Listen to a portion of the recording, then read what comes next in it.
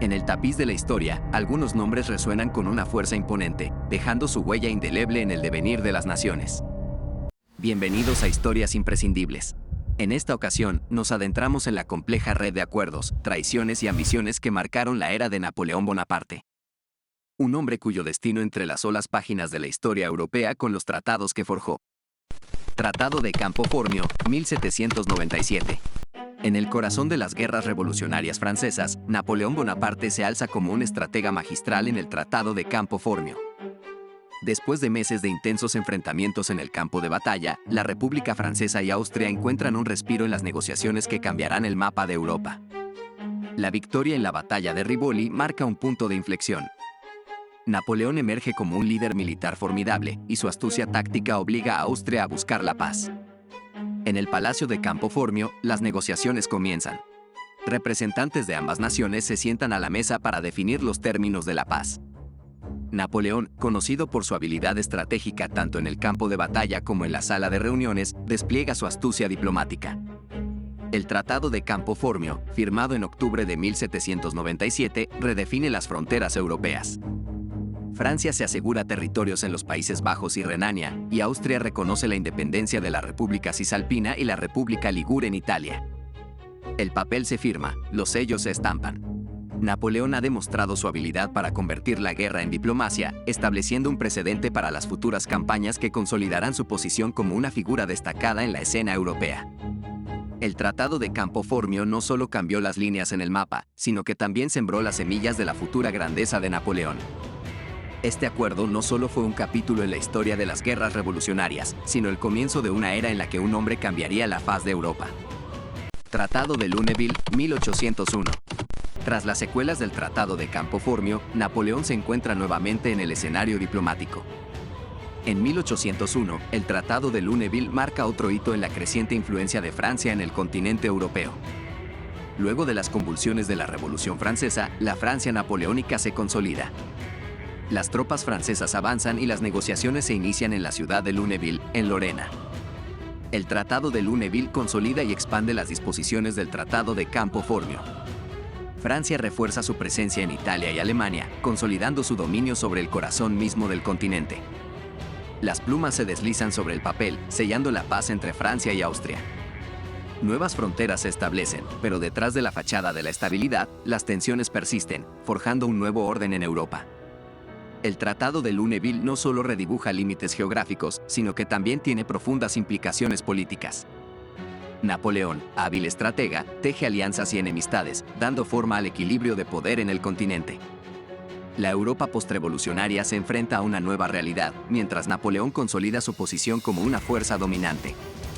El Tratado de Lunéville, marcado por su simetría con Campo Formio, establece las bases para una era de transformación y desafíos. El eco de las palabras en Lunéville resuena a través de los años. El tratado, si bien trae momentánea estabilidad, también presagia futuros conflictos y alianzas cambiantes. Tratado de Amiens, 1802. En el fulgor de las tensiones y conflictos, una breve pausa emerge en la forma del Tratado de Amiens en 1802. Este efímero acuerdo entre Francia y Gran Bretaña promete una tregua, aunque efímera, en medio de las convulsiones de la época. Después de años de enfrentamientos y hostilidades, las negociaciones en Amiens representan un respiro para Europa. Napoleón, ahora primer cónsul, busca estabilizar la situación política y económica en su vasto imperio. El Tratado de Amiens, firmado en marzo de 1802, pone fin a la segunda coalición contra Francia. Una pausa en el conflicto que lleva consigo la esperanza de un periodo de calma y desarrollo. La pluma se desliza una vez más, pero esta vez sobre un papel de paz. Límites se establecen, prisioneros son liberados, y las naciones europeas respiran un alivio momentáneo. El Tratado de Amiens devuelve a Francia algunos de sus territorios coloniales y promete el desarme. Las potencias europeas se comprometen a resolver disputas sin recurrir a la guerra, al menos por un breve momento. Las ciudades europeas disfrutan de una pausa en el estruendo de las armas. La gente comienza a vislumbrar un futuro sin la sombra inminente de la guerra, pero la tranquilidad es solo superficial. El Tratado de Amiens, aunque brevemente celebrado, no pudo mantener su promesa de paz duradera. Las tensiones resurgen y la paleta de conflictos se reanuda en un continente que se tambalea en el filo de la incertidumbre. La calma efímera de Amiens solo sirvió para preparar el terreno para nuevos capítulos en la tumultuosa historia de Napoleón Bonaparte y su búsqueda incansable de dominio en Europa. Tratado de Presburgo, 1805. En el fulgor de la guerra de la Tercera Coalición, Napoleón dirige su mirada hacia el este de Europa. La victoria en la batalla de Austerlitz prepara el escenario para un nuevo acto en el teatro de la diplomacia y la guerra, el Tratado de Presburgo.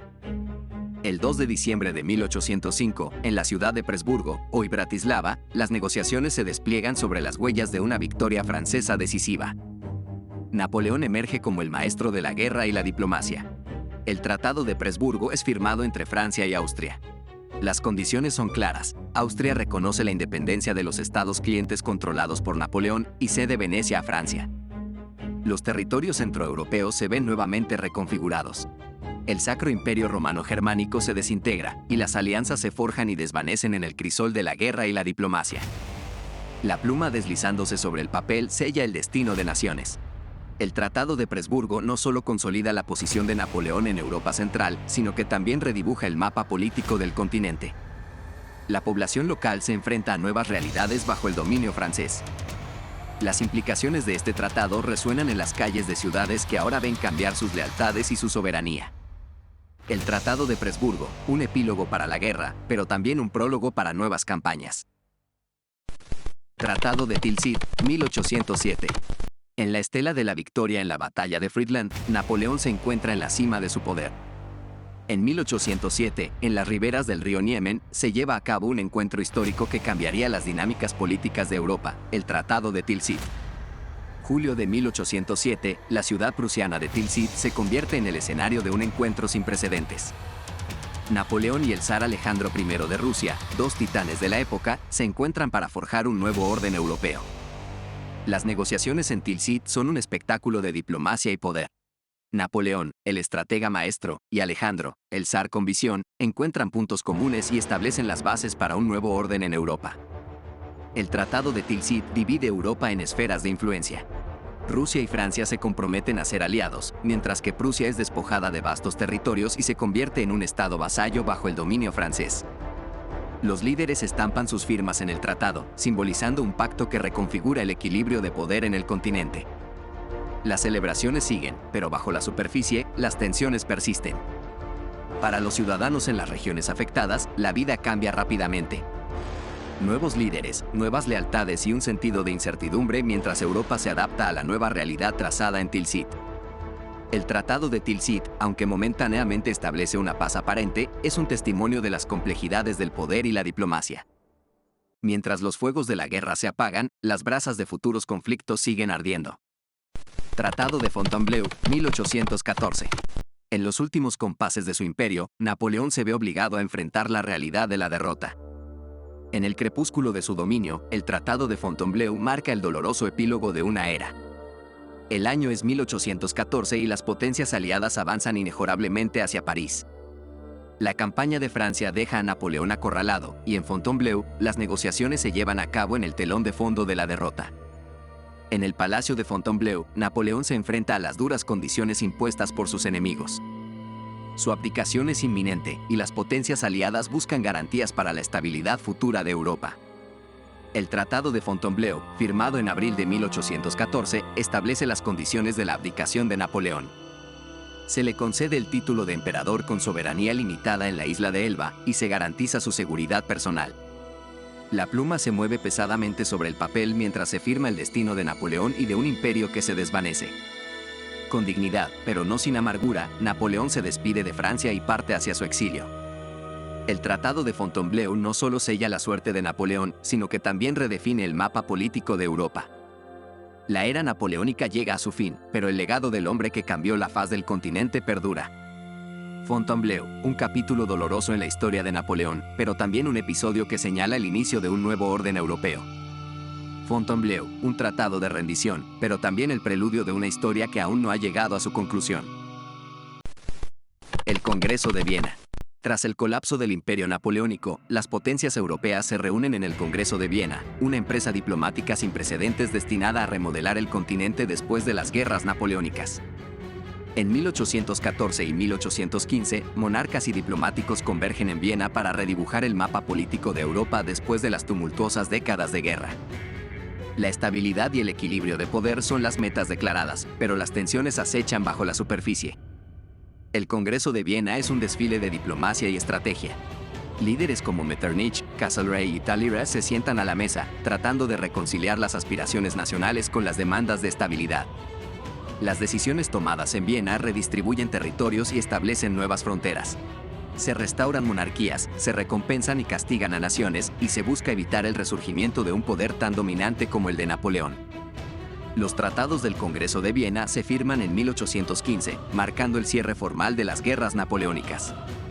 La paz se celebra, pero la configuración política de Europa refleja tanto la estabilidad recién ganada como las tensiones subyacentes. Para aquellos que viven en las regiones afectadas, el Congreso de Viena supone una nueva realidad. Las antiguas alianzas y rivalidades persisten, pero el equilibrio de poder busca mantener a raya las amenazas a la paz. El Congreso de Viena, un intento de restaurar la estabilidad, pero también un reflejo de las complejidades geopolíticas de la época. Mientras Europa se recupera de las cicatrices de la guerra, el legado de Napoleón sigue resonando en cada rincón del continente. Así concluye nuestro viaje a través de los tratados de Napoleón en Historias Imprescindibles. En cada firma, en cada cambio de frontera, descubrimos las huellas indelebles de un hombre que desafió la historia. Que estas historias continúen inspirándonos, recordándonos que en los acuerdos y desacuerdos se forja el destino de naciones y se escribe la historia del mundo.